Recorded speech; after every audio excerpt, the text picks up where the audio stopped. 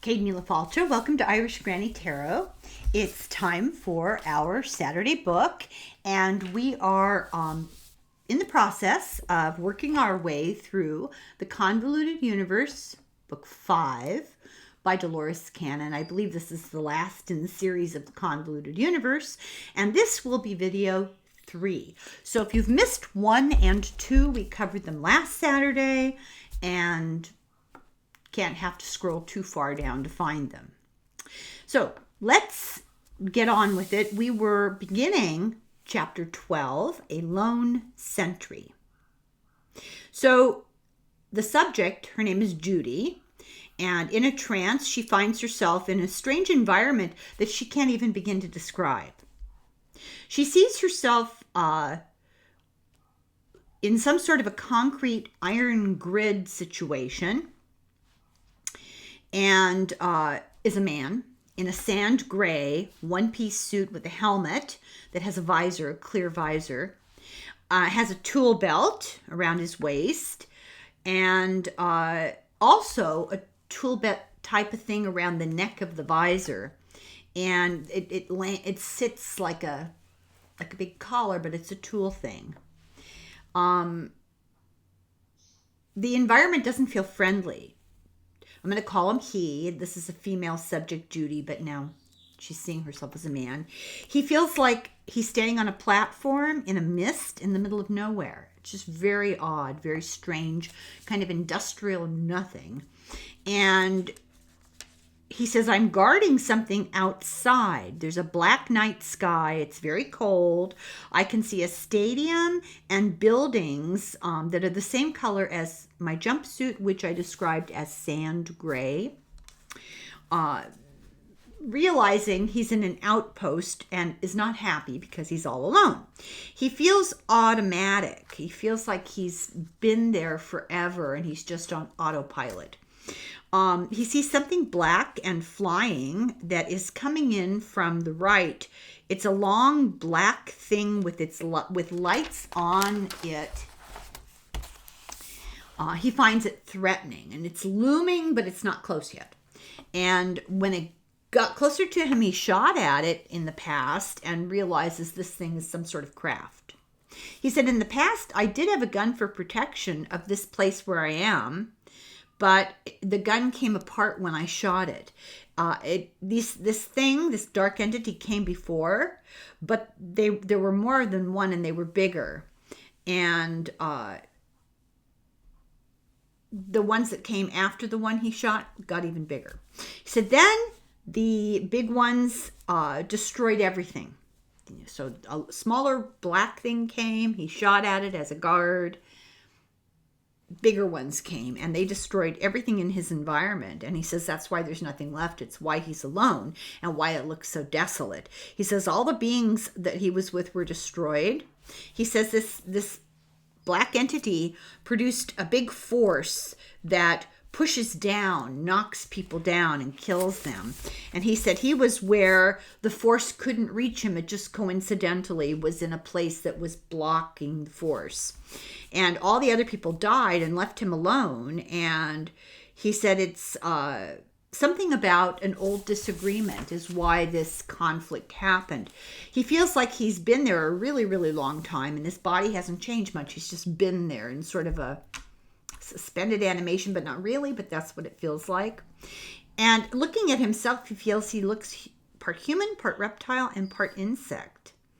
And the reason he has this helmet on is because of the atmosphere. He says food gets into his system through the belt on the helmet and the waist. It's actually absorbed through there. So even before this conflict, there were just individuals in this area, not families, just individuals that were unconnected to any other group of people. And he said that they were reproduced in a lab. He says his feelings are muted. He's not sad about the deaths of the others. He just doesn't like to be alone. So he moves, she moves him in hypnosis to the day he dies. And he said that when it's time for him to die, he just sort of disintegrates into light. From that, and once his body has disintegrated, and he looks down on himself again, and he looks back at that life from his death, and he realizes that this used to be a planet. There was a rivalry with the place the black things came from, and they had destroyed the atmosphere a long time ago, and people had adjusted to it.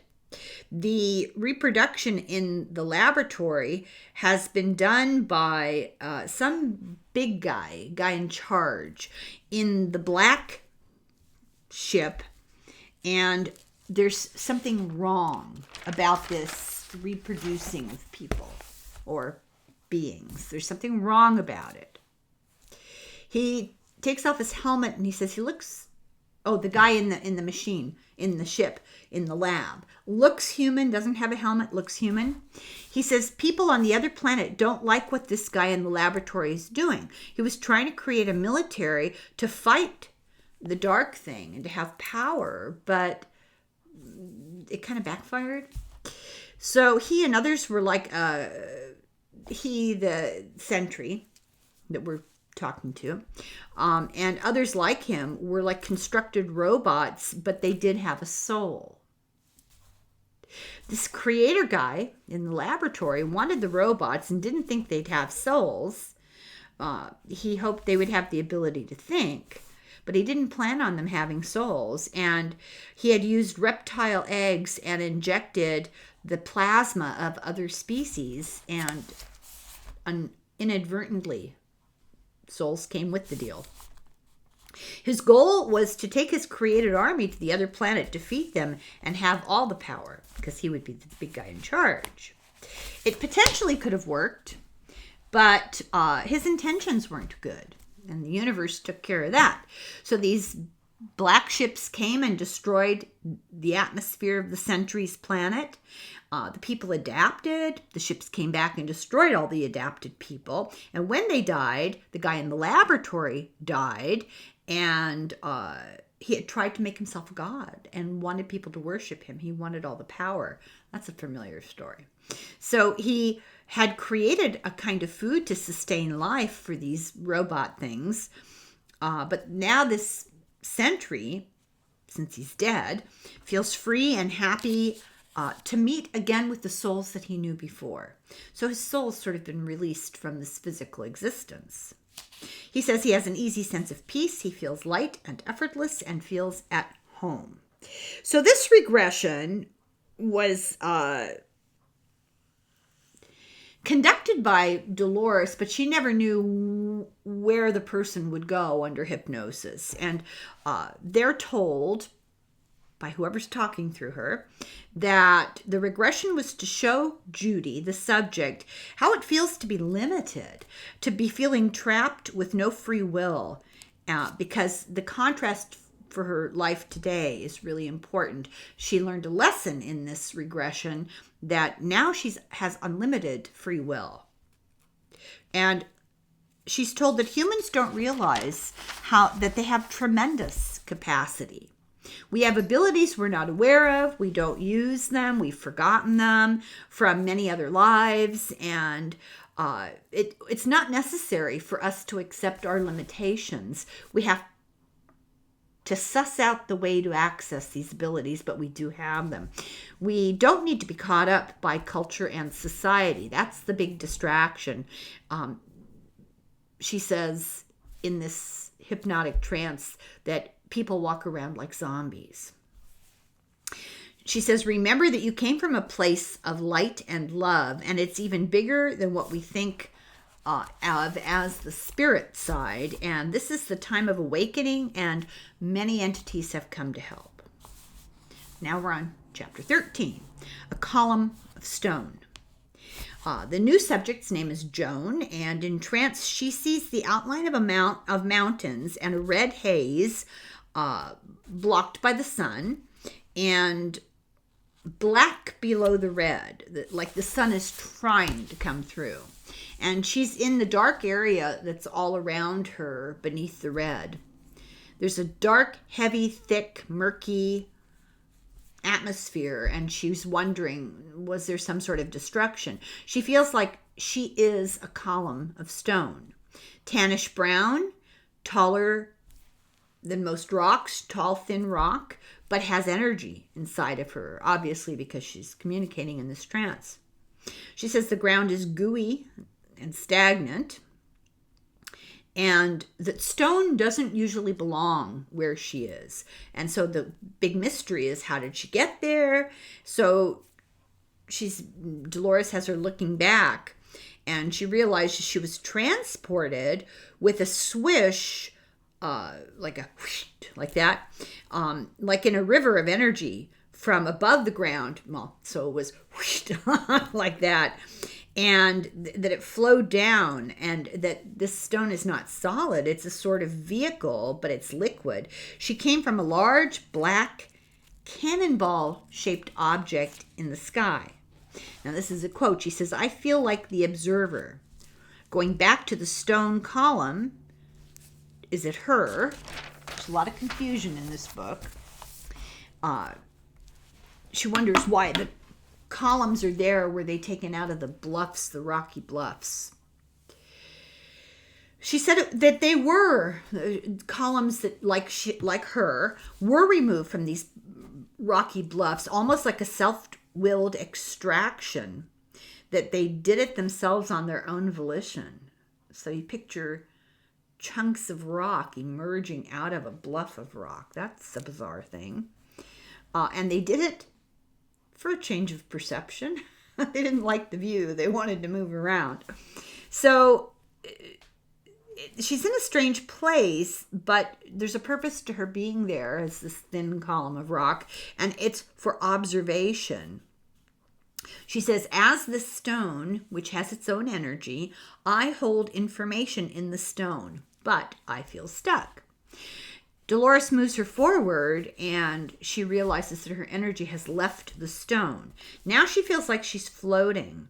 And the lesson she learned from this regression was that no matter how small or inconsequential anything in the material world might appear, everything contributes to the knowledge of the all.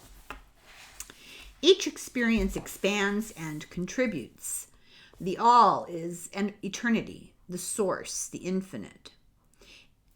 Our language and our brains are insufficient to comprehend beyond that. No matter how little you feel you contribute, each one of us is important. And next, her energy enters a cloud of moving lights, like the northern lights, like they shimmer like that. And she feels kind of sad, but the cloud makes her feel much happier. And then she feels, and she's sort of moving forward in time, she feels like a bug that is some sort of utility worker. The only purpose it has is just to continually do the same job. But she feels like she's supervising. And the point of all this is she needed to learn everything in life has consciousness and value. Stones, weird lights, bugs, everything has value and consciousness. In the life with the red sky, the environment had been destroyed and needed to be cleared. And in Earth's material state, it's abused and polluted, and beings have destroyed things, and it needs to be cleared, is what she's told.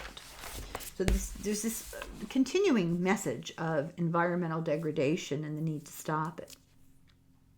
People on Earth are misguided by their behaviors, and easily misguided by the bad behaviors of others, like greed. And we're going to destroy everything if we don't recognize it in time. She said she was allowed to observe the status of post-destruction. And actually that's where she was post-destruction. And the black cannonball thing was helping to clear the negative energy. As a person in our time and space, she suffers from too much empathy. And Cannon is warned to tell people that healers have to be careful of that. If you're sensitive to empathy, sensitive to the emotions of others, if you feel because you're empathetic, it's important to be judicious and careful of yourself. So in this life, she's been put here, whether she knows it or not, which she doesn't, but now she does, to help shift the energy of the planet. Because we're in the process of change. We're changing to a lighter vibration, and there's a forward movement toward evolution and a higher vibratory frequency for the entire planet and everything on it. We're living in an essential time. That's why it feels so significant, so monumental, and so existential, because there's powerful stuff going on. We all volunteered to be here to assist with shifting the energy, and Cannon is told, whether we know it or not, whether it's conscious for us or not as individuals, like you and me, our actual everyday existence brings a certain energy and light that otherwise wouldn't be here if we weren't here. And it's not like we have big, significant, earth-shattering deeds to do. We're not all going to win the Nobel Prize, for example.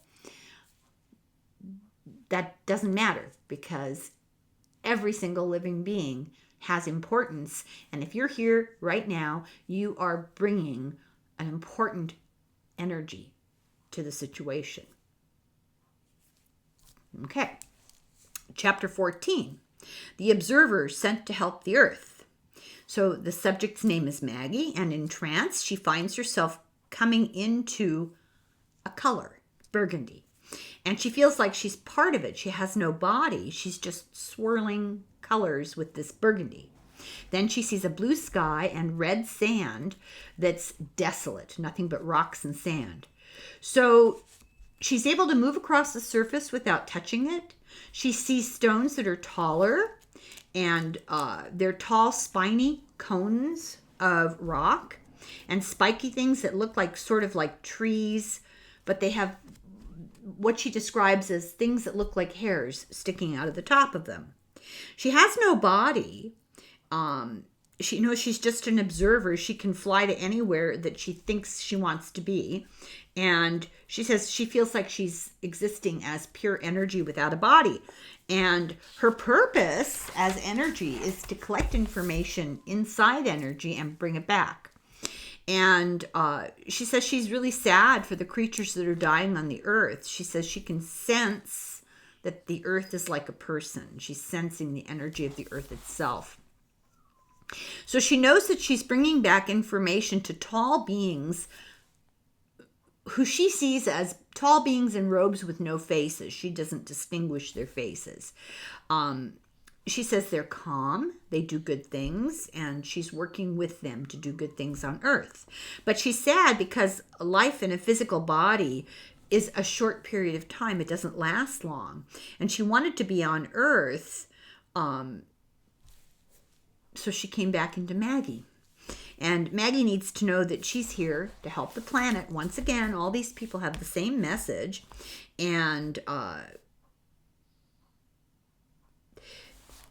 having children, she came back into Maggie's body as Maggie. And then Maggie grew up and had children. And this sort of incurred a karmic debt. Tell me about it. So the next session is with a guy called Manuel in 2012. So it's fairly recent for a Dolores Cannon session. And Manuel sees the sun as a universal stargate with things going in and out of it, interplanetary vessels, and they're working on adjusting the atmosphere and the sun. He says to Cannon in trance, people think the sun is hot, but it isn't. Which is so interesting because that book, The New Science of Heaven, alluded to that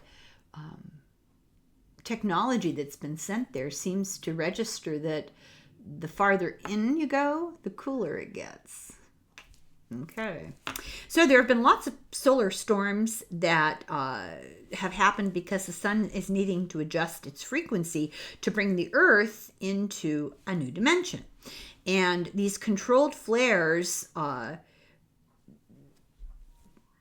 me rephrase that. He has helped to control flares that could have destroyed the Earth.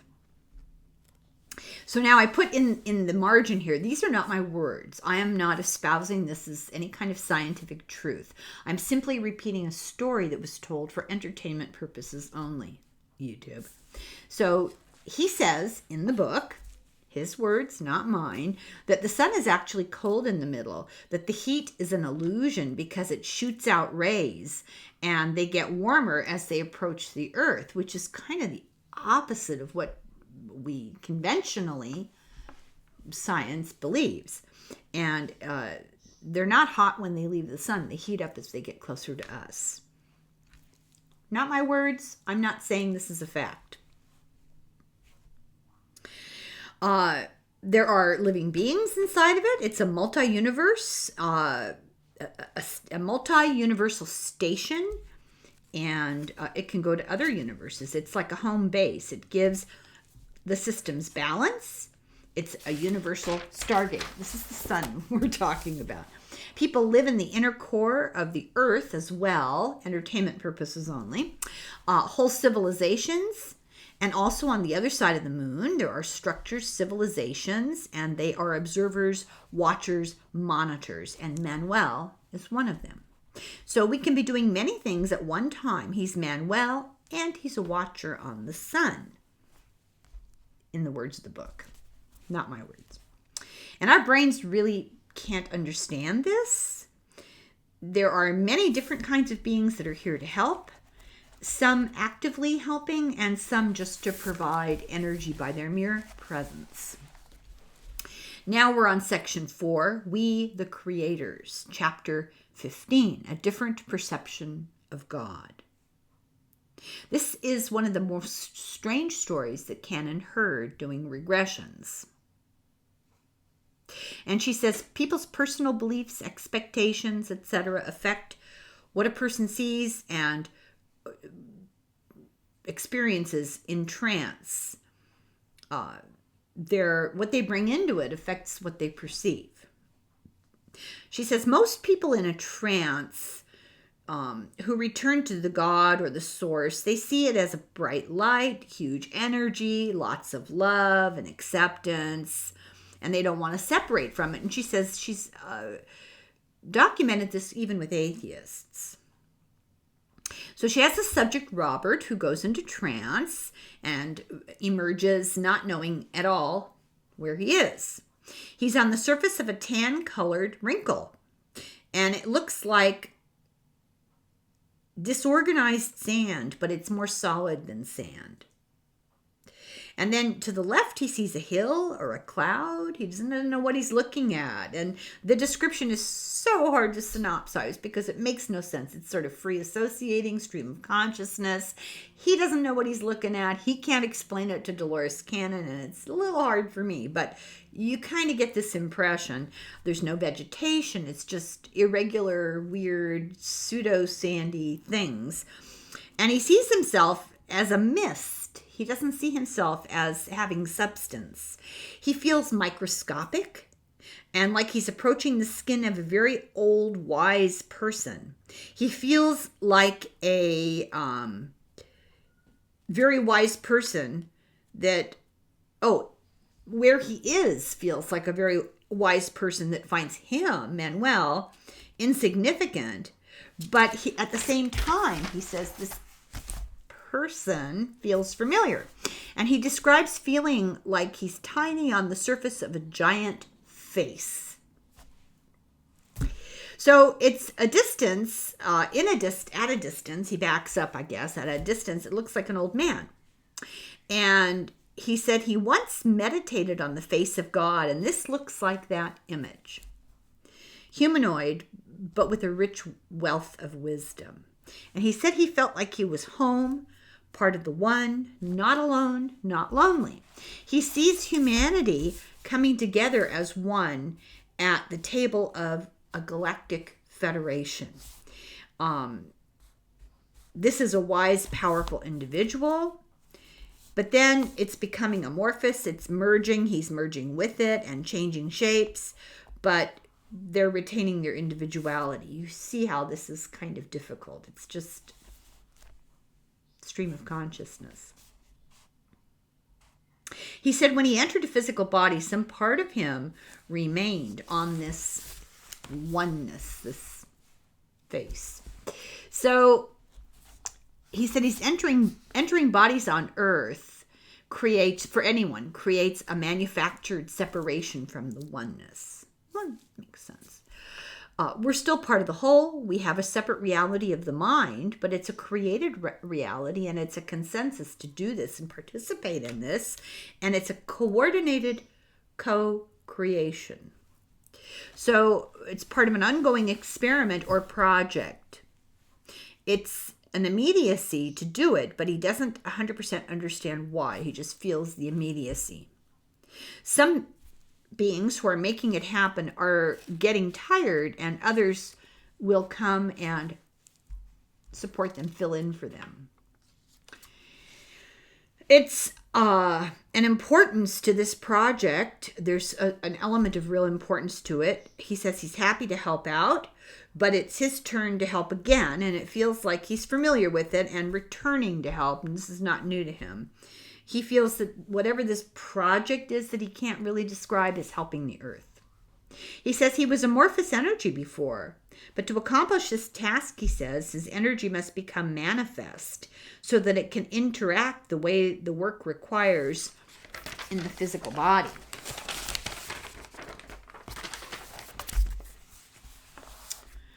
Because it's a physical task that requires physical help. He's going to help others grow abstract parts of themselves that they're unaware of. People, And he said it can be a frustrating challenge to help create an environment for growth. It's hard to empower people in a physical reality. We're resistant. We're dragged down. He said the others, don't see their connections to the all. People just don't see it. So next we have, and that's the end of that story. So next we have Robert, who in a trance told Dolores, I'm not looking at past lives because they're really unimportant. Instead, he returns to the oversoul, part of the Creator. And this is to help him feel part of the oneness and to not feel alone. He's seeing an old man. It's an abstraction. He's seeing an old man, and it's an abstraction, a symbol created by his expectations. He's drawn to it, and he feels empowered by it because of his perceptions, as Dolores mentioned. It's to make him feel loved. He brings energy to the situation to help the Earth and to help move evolution along and to try to help others on the Earth to grow. To Robert, Cannon says, does this energy work through meditation? And he says he actually does a lot of his work at night when he's sleeping. He travels while he's sleeping. And he's doing a lot he's not even aware of. When he comes out of trance, it'll be news to him. He's rebuilding plasma fields from which the new Earth is materializing. As the new Earth evolves, the regular Earth moves to another dimension. The vibratory frequency changes as it moves, and this affects the bodies on the Earth. There's this process going on. It's not like one day you're going to wake up and everything's going to be new Earthish.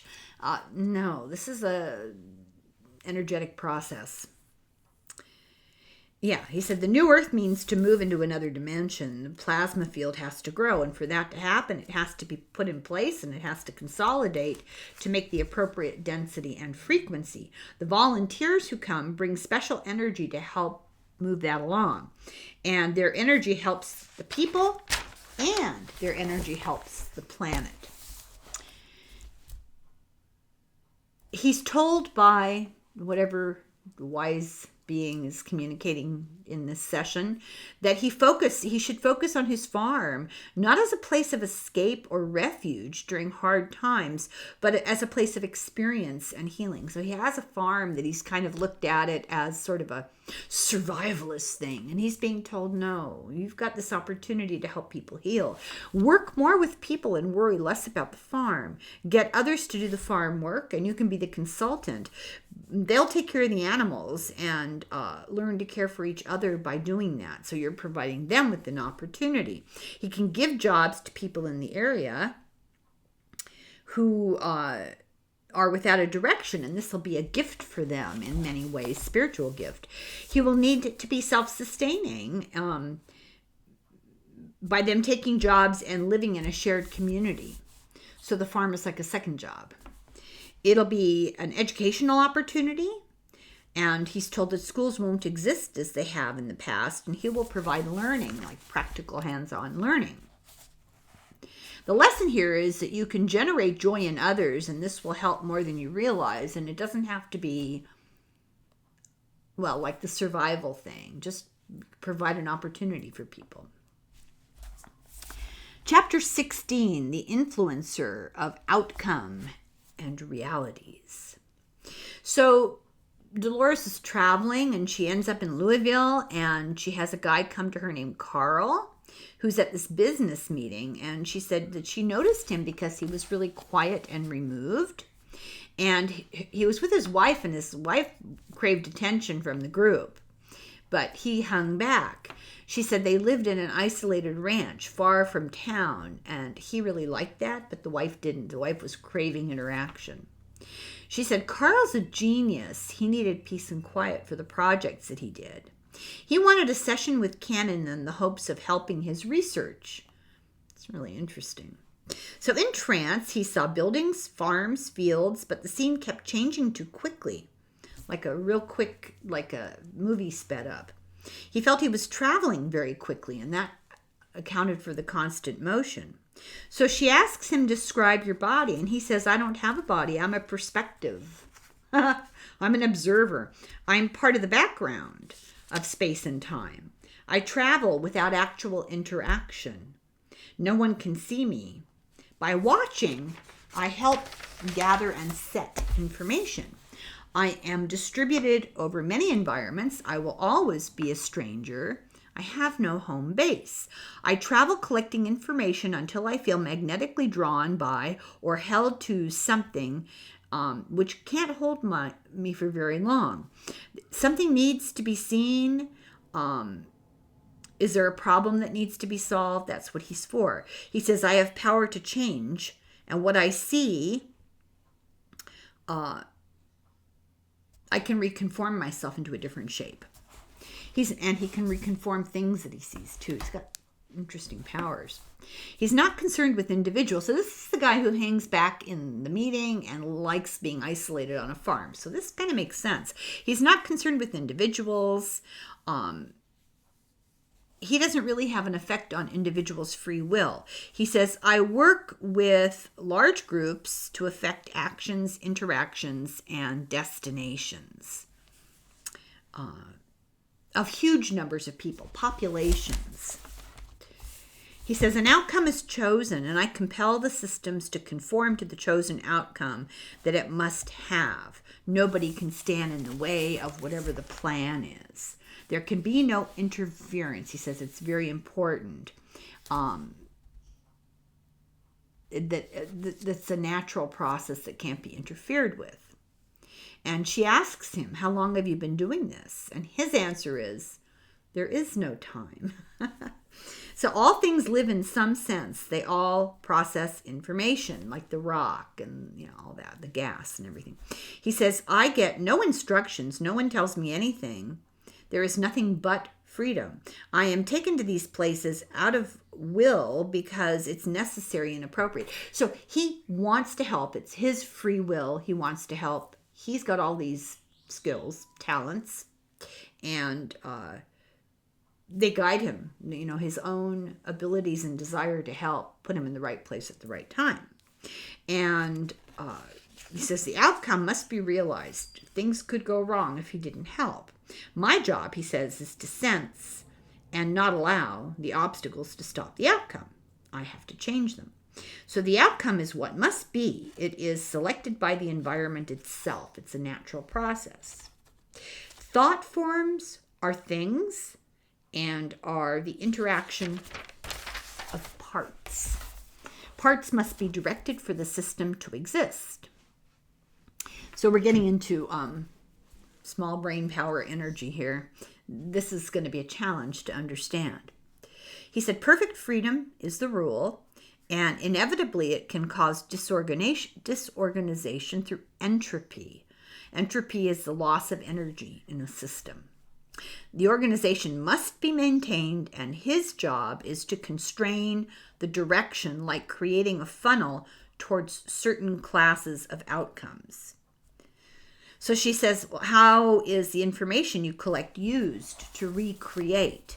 And the answer is resources are taken and reconfigured around a new set of events that lead to a particular direction. This being doesn't seem to have the same agenda as those who are told that, have told Cannon their job is to collect information to store it. His is more energy direction. She asks, are you basically a mind regarding yourself? Or is this the environment providing resources that allow you to recreate the environment? The environment is giving him the resources to help to like a closed loop. He says it's like free energy, like a mind regenerating itself. If you're having trouble following this, so did I. The book was not clear. This is essentially how the book was presenting this information. I'm not even sure Cannon was fully digesting it. She says that perception contains you. Your body perceives, and therefore you contain what you perceive. The body is just perception, and we choose how we perceive our reality. Nothing remains static. Knowledge comes from motion, and all change must go in a certain direction. He sees to that part of it. She's talking to him. You will this to happen. You and we create our own realities. That's a headache inducer. Chapter 17, the creator of realities. Cannon now finds that most clients find themselves in unusual and unexpected environments. When she first started doing these regressions, it was all old-timey stuff, going back in history. Not so much anymore. She can't explain this. They can't explain what they are seeing with their conscious mind. She has to get a lot of questions out there to figure out what exactly is going on. And the narrative is disjointed and hard to follow. I did my best to make it palatable. So she's got a subject named Sharon in a trance, and she comes into only darkness and slowly starts to see wisps of colored light floating around her like a veil or a cloud. She feels like she's floating through a fog, like a colored veil. It feels good. She breaks through into a vast, alive darkness. It moves like energy waves, like there are invisible forms. It's all energy and no real form to any of it, but it contains bodies of energy, unformed, but bodies of energy. She said, I am energy.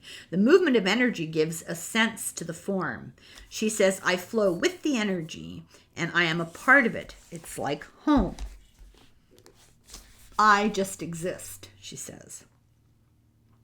Cannon moves her forward in time to when she's no longer part of the movement, and she says that she sees things getting lighter from the darkness, getting lighter. She sees a house where she grew up, like in this lifetime, but it's not formed. It's the consistency of jello. It fluctuates between solid and jello. Ugh. She sees herself as a little girl outside the house, 3 years old, happy.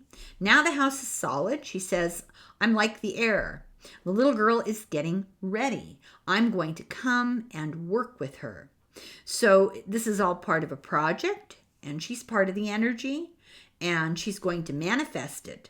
So she's getting ready to let me do something, and she is sometimes aware of me. So there's this child who has abilities, as most children do, and is going to manifest this energy. She has great power. She'll be fully aware of realities and how they're formed, and she'll give the energy thing the knowledge to experience it myself. So this little girl is bringing in this energy and helping to manifest it. The girl will give her the knowledge of how to form things. This little girl was born knowing how to do this, she says. This will be a continuing and long process as she passes this knowledge on. Knowledge of the laws of the universe, knowledge of the earth, knowledge of how to form things and how to experience things. She will evolve and pass on more, and they will merge, she and the little girl and the energy. And she gives the information, it then goes back to herself. So she's merging with this little girl, gathering information, and then taking it somewhere. The girl will be less aware of this as she gets older. Right now she's aware of it, and she's happy to do it. Came into this life with this as a plan in mind. But as she gets older, she'll lose that memory. And Cannon asks Sharon, have you had other Earth lives? And the answer is yes, on Earth and elsewhere. I'm part of a big group, and I've been everywhere. She is different from...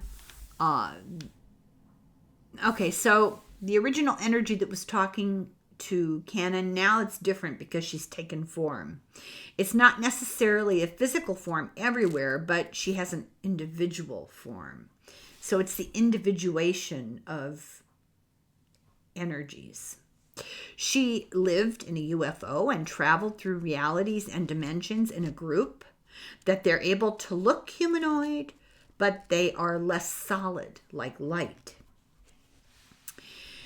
They work on forming different realities and working out how realities coordinate. And she says her job is separate.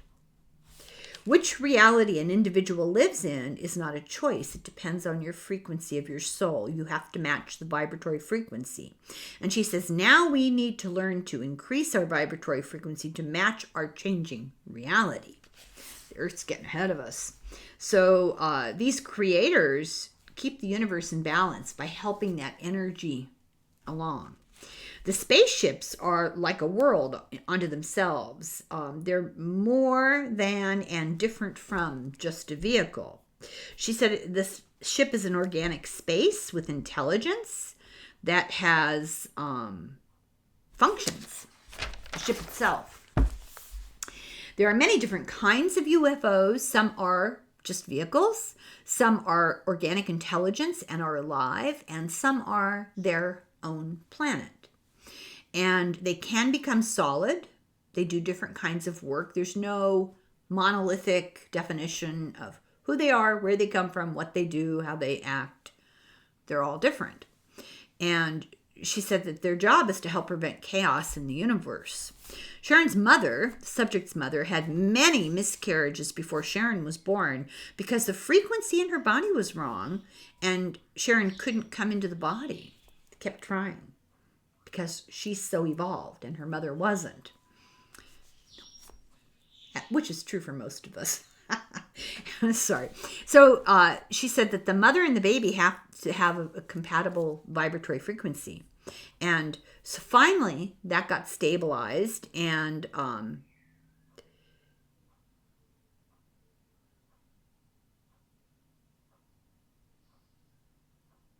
until she was 3. I couldn't read my handwriting. Until she was 3, her parents had her on a sedative. They didn't understand her. She was vibrating. And once she got off the sedative, her energy could come in, and then they were able to work together. The energy comes, gets information, takes it back to the big energy, the white light, or the darkness, the same thing, the source. Cannon asked her something, and she said, I did this until the original soul left the body and returned to the spaceship. She wanted to leave, so the energy stayed in the person, 42 years old, when it happened. And this person, Sharon, has no recollection, knowledge of any of this. She says the energy, as an energy entity, says, I still share information with the source. Sharon's purpose is to enjoy life and experience and observe. She's sort of a vessel for this energy and willing, indeed, for it. So, but now she's tired and she wants to go. Sharon has no karma with her present family. This is interesting. Or agreements can be made in that regard. And as for a number of people who are evolved spirits, When she was born, she had trouble learning to eat. And the entity encourages Sharon to travel to spread her energy because she changes things everywhere she goes with her energy. She's told that Cannon is told that there are hundreds of thousands of volunteers here now and that we're moving towards a more positive world. Some are going to stay with the old way, but most are going to move with the new way. So if you want to move along to the new world, get rid of your red hat, I think is the implied. Okay, chapter 18, the backdrop people. This is interesting. Suzette, the subject, finds herself near a huge forest, clouds over the sun, clouds everywhere, and the air seemed really polluted, dirty. It was more than just clouds, it was smog. And she saw worried dinosaurs smelling the air.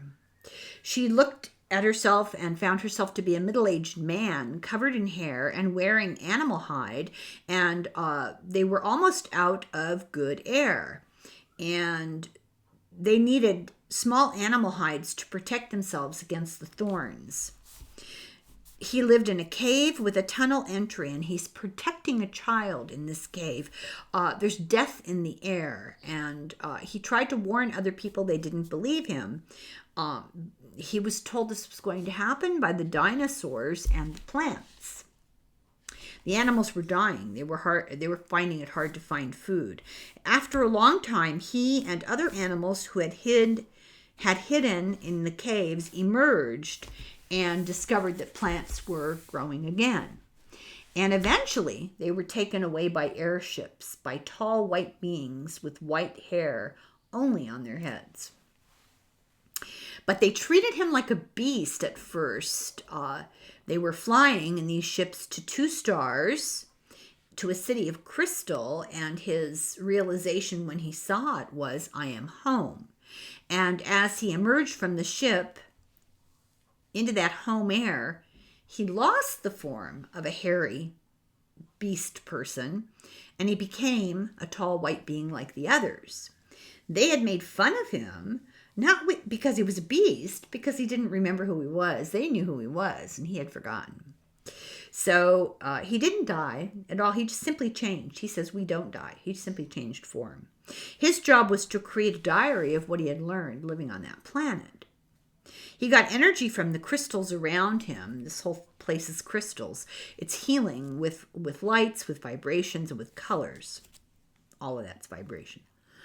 Now he knows that the air had been bad from volcanoes, and anything that needed a decent amount of oxygen died. So those bigger animals, they died right away.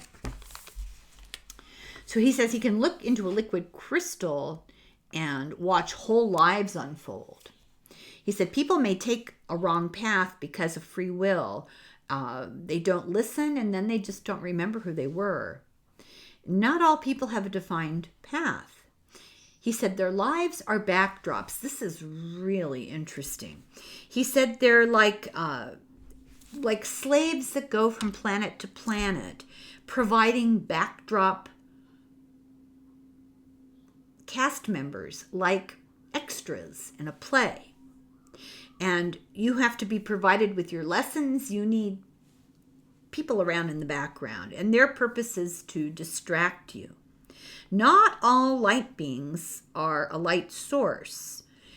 Some people are just here as energy to help with our lessons, or some people are here to create chaos. It's all just a lesson, and it's all just energy, and they don't evolve. They provide the evolution for others. They provide the backdrop. Animals are somewhat the same. Some are light and some are backdrop. Depends. Suzette is here to help to raise the vibrations of the planet and to help the planet, and it's a huge job. That's why so many people hear the same story. She needs to teach the young because they will need to know sooner. Time is short because of lower beings on the planet who have destroyed, hurt the land, hurt animals, plants, and the water. And we need the young to heal the planet. And the cards have said that a lot. Many adults who are in the backdrop are angry and they just want to kill and hurt. Who does that sound like? I made a little list, but I won't repeat it. Not well, only Putin, but groups. She says there's so much pain and a short time to do the elevating of energy and vibration that people of light will be drawn to each other. There are volunteers to help. Suzetta's psychic. She uses it to heal and teach. The backdrop people will stay with the old Earth. Their script is to destroy the planet. The backdrop people will be gone. When the planet is gone, the Earth will return to its original beauty. The vibrations will increase, and it'll be a place of learning. There will be two separate levels, which, if vibrations are different, then you're on two different dimensional planes. The new Earth will be on a higher level, and it's like two time warps. They'll exist in the same space, but they won't see each other. Cannon sees this as an explanation of the notion of new and old Earth. It's not two separate planets, one with a gray beard and one in a diaper. It's not like that at all. So most of us came here by choice with a higher purpose to help save the Earth. We didn't know about these other energy beings, these backdrops. We didn't know they'd be sent here to act in our illusion. Their only purpose is to act in our illusion. They are just energy. They don't evolve. I thought that was so interesting. They are now angry because of the negative environment. They just sort of foment negativity, which leads to wars and catastrophes, and that's what we're seeing happen. The deaths caused by these wars and catastrophes are to provide backdrop drama for us to learn what we need to learn. Cannon thinks the backdrops will be left with the old Earth because they have no purpose or higher vibration. They're just here to teach lessons by being here. They don't evolve. Those who are aware of purpose and try to raise their vibrations and frequency will travel on to the new Earth. Those who came with a purpose but got dragged down by negativity will have to stay. So we must recognize the illusion, find our role in creation of the new Earth, and help others. Don't get sucked into angry energy and get stuck. Don't go to political rallies. In another session, she's told that humans are not all the same. Some create and read. Some are like animals. They don't have souls. Some are just energy artifacts. Reality has layers, and some are involved only in the shallowest layers. There are no connections to the layers beneath. God is in all layers and wants all to engage with all layers, and some don't. They just exist. They are deficient matter. We create our own reality. They're created to populate reality, and they don't direct it. They don't change anything. They're just along for the ride, and they act as background. They don't realize that they are anything more than that. And they can't sustain themselves in more than a superficial reality. They don't have a real eternal life souls. They're defined by their environments and their own perceptions. They have no power to create. They do sense creation around them. Some conform to creation and then they do well. Some cannot conform and they never do well. Their job is to reproduce, to provide reality with the continuity for future generations. They cannot make reality be what it must become. It has to be left to others. When they die, those who can't be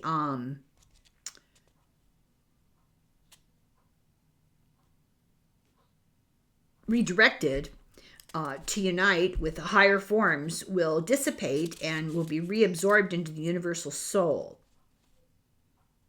and will eventually gain identity by evolution. So it's sort of like this was not a very successful experience, and they'll go back into the universal soul and start over. It's never 100% the end.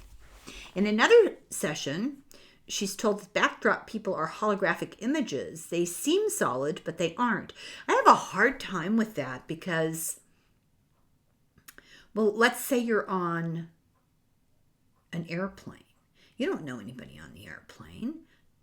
Are they all just there for the purposes of backdrop? Because what if the airplane successfully crash landed on a desert island? Then you'd become known to each other and interact and stuff. And don't they have families they interact with? This really made me think a lot. So if they get the attention of others, they become solid and real, is how it goes. Many don't get the opportunity. If you talk to them, you really wouldn't notice a difference between them and regular people. Although, let me tell you a story. I was on my walk yesterday, and I walked past a young man who was trimming a bunch of trees, and he had a huge stack of wood that he'd cut up from limbs, and a big pile of brush, and a trailer full of debris. And I said to him, thinking I was hilarious, I said, "Oh, looks like you got your work cut out for you." And his response was, "What do you mean?" I feel like I'm in an alternate reality. Okay. So if you talk to them, you wouldn't notice anything different about them, although you might if they're cutting wood. They're just an image with the potential to become real. And to become real, they have to have attention and awareness. It's all according to the laws and mechanics of the universe. And they have no soul. They have no higher self. Doesn't mean they never will. That's just where they are right now. Everything is holographic, like in crowds, but as you interact, they become real. Okay, that's hard to wrap your head around, I gotta say. Okay, I'm at the end of a chapter and almost at the end of an hour, so I'm gonna take a little break. That's the end of video number 3. And we'll start up here in a minute with chapter 19, video number 4.